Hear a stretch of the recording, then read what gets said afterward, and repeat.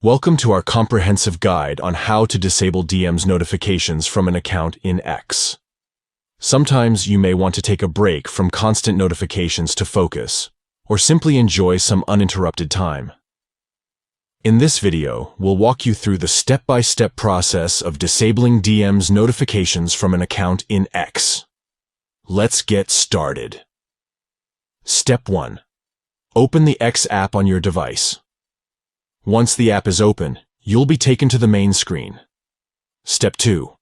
Locate the envelope icon, typically positioned in the bottom drawer. Tap on the envelope icon to access your messages. Step 3. Inside the Messages section, look for the plus icon. Tap on it and select the account you want to send the message to. Step 4. From the top right corner of the conversation, tap on the eye icon. This will open the conversation details.